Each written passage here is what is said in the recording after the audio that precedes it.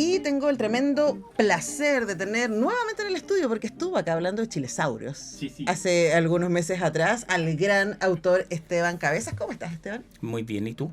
Bien, estoy muy contenta de que estés acá de regreso, ahora para hablar de Chile Espectral. Sí.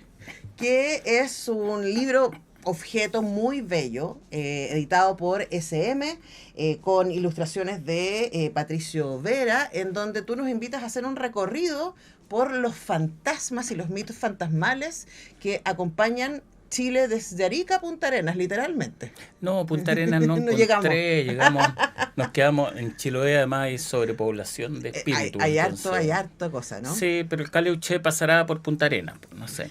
Puede ser, o sea, y además en Puerto Hambre y para esas zonas como del En caos. Puerto Hambre no hay. ¿No hay fantasmas? No. Tú me estás diciendo que la Francisca Solar me lo inventé todo en Vía Damna. No ¿Leíste voy Vía Damna? a decir nada de Francisco Solar.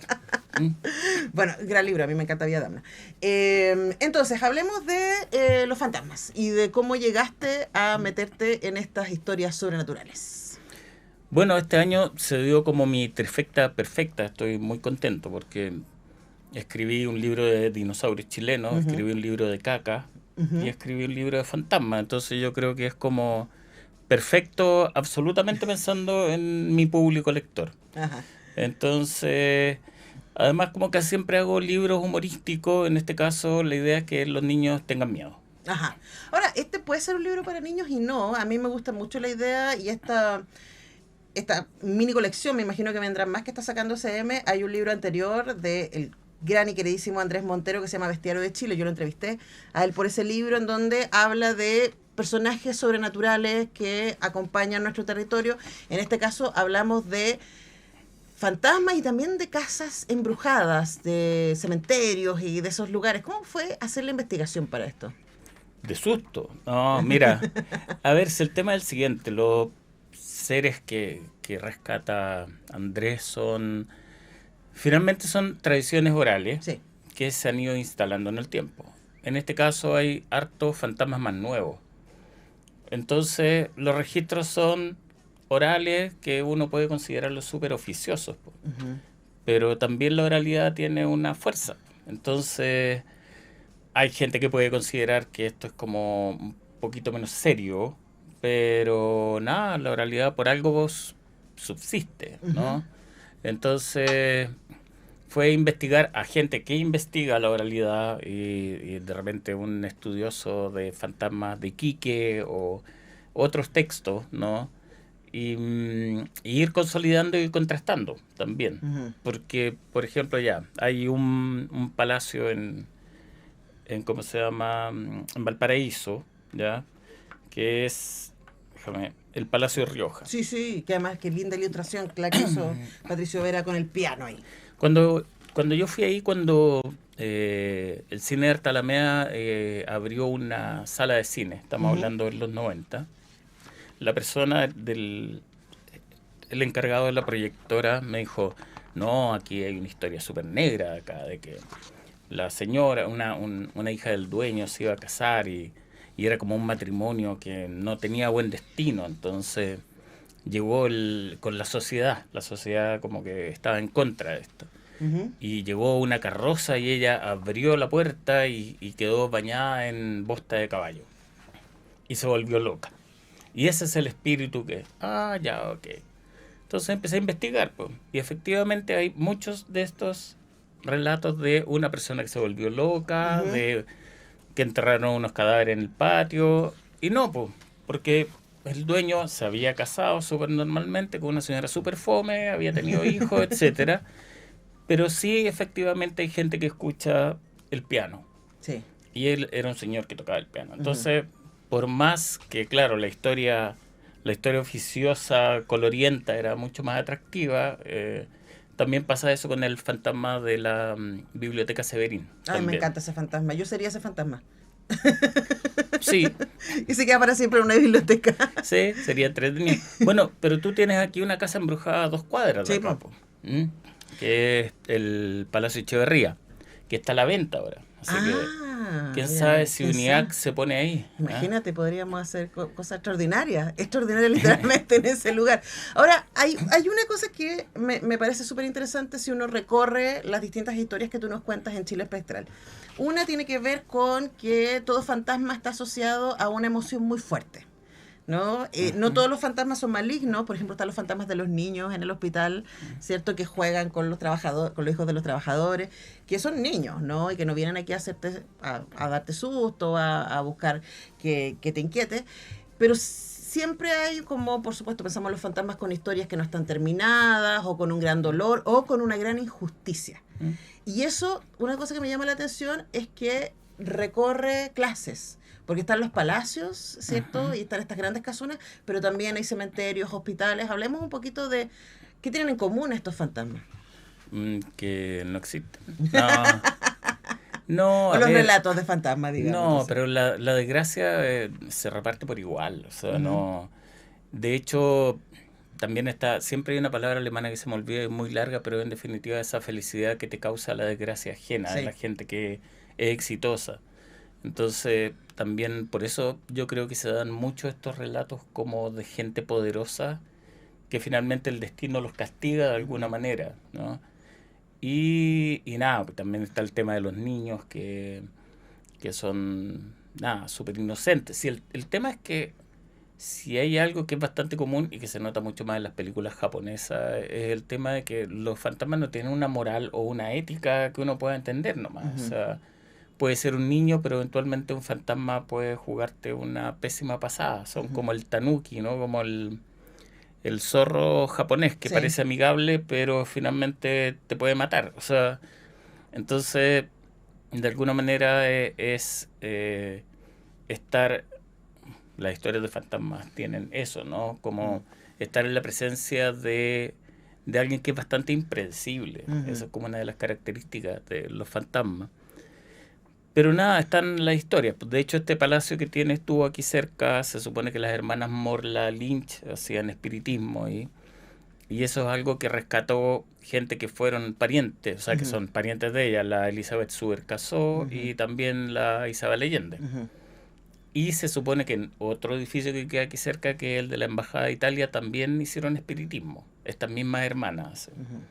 Ahora, también hay algo con eso, ¿no? Y pensaba que a finales del 19 no era tan extraño hacer espiritismo y que hoy día sabemos que muchos grandes, notables nombres de la política y de la cultura nacional se acercaban a ese espacio. Había como una inquietud que hoy día quizás sigue pasando, está más oculta, qué sé yo, pero hay algo de eso, ¿no?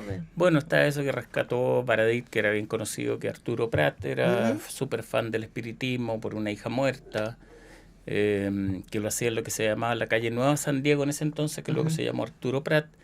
Y Miguel Vicuña tiene un libro sobre el espiritismo en Chile, que no es tan bueno como el capítulo que escribió en la historia de la vida privada de Taurus sobre el espiritismo, que está mucho más condensado y es súper bueno. Ahora, a propósito de eso, ¿no? Y a propósito que me trajiste a Baradit, él estuvo acá hace algunas semanas hablando de su nuevo libro, Ujú. Chile Mágico, en donde hay un capítulo que me pareció muy bonito y muy interesante sobre las animitas. Y también quería preguntarte sobre eso, porque lo que propone ahí el Jorge es que hay un relato popular que transforma que crea un mito, porque da lo mismo si esta persona fue buena o fue mala, pero Ujú. sí lo llena de ciertas características, de pureza, de buenas intenciones, etcétera, y que se transforman como en un relato identitario finalmente. Quería preguntarte respecto a lo que tú fuiste encontrando en estos fantasmas, ¿no? ¿Quién cuenta las historias? ¿De dónde vienen? ¿Y qué dicen de la idiosincrasia chilena? Ay, no sé, bueno, lo de las animitas es súper chileno y particularmente las animitas a las que la gente le va a dejar ofrenda, de repente son asesinos, o Sí, pues, sea, Dúa, él da el ejemplo. entonces es súper extraño, no sé en qué momento se puede haber torcido el relato, porque, Ujú. o sea, ¿qué le va a pedir uno a Emil Dúa, sí, que no te pillen en el asesinato? O sea, entonces, no, son cosas como de creencias populares, pero pero claro que hay un misterio de en qué momento se tuerce el relato y la gente se lo apropia de otra manera. Sí. Bueno, pero por ejemplo acá en Chile Espectral aparece el de la novia, uno de los primeros relatos que aparece, ¿no? Esta de la novia que se le aparecen los taxistas en el norte.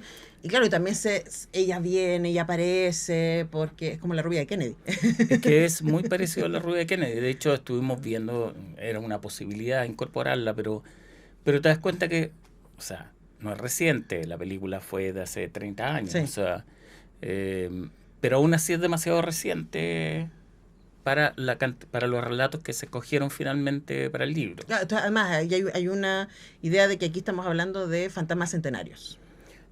Hay el caso de la Casa de Cutún, que fue durante dictadura, entonces...